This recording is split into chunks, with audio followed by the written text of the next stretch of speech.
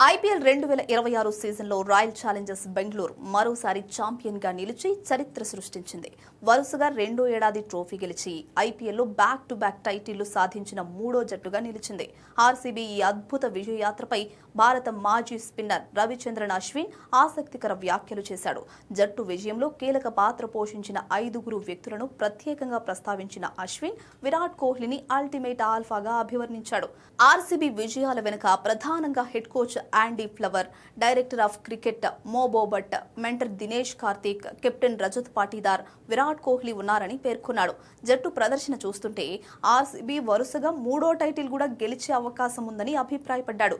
కోహ్లీ గురించి మాట్లాడిన అశ్విన్ కింగ్ తపన, నాయకత్వ లక్షణాలు అసాధారణమని కొనియాడాడు. కోహ్లీ వంటి స్టార్ ఆటగాడు కెప్టెన్సీని వదిలి రజత్ పాటీదార్కు పూర్తి స్వేచ్ఛ ఇవ్వడం గొప్ప విషయం. అతను ఒక మెంటార్గా, పెద్ద అన్నయ్యలా జట్టుకు అండగా నిలిచాడు.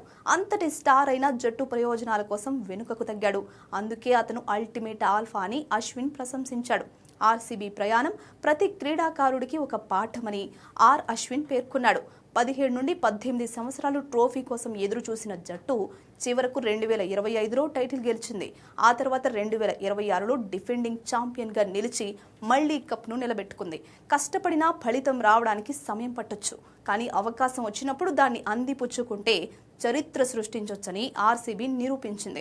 హెడ్ కోచ్ ఆండీ ఫ్లవర్ ఎక్కడికి వెళ్లినా సమతూకం ఉన్న జట్టును నిర్మిస్తాడు. నాణ్యమైన స్పిన్నర్లు, స్వింగ్ బౌలర్లు, వేగవంతమైన పేసర్లతో సరైన కాంబినేషన్ రూపొందించడం అతని ప్రత్యేకత.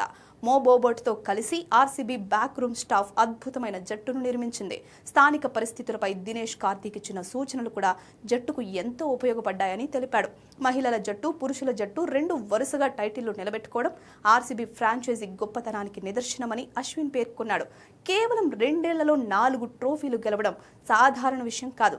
ఇది ఆర్సీబీ ఫ్రాంచైజీ ప్రణాళిక, నిర్వహణ ఎంత బలంగా ఉందో చూపిస్తోందని కొనియాడాడు.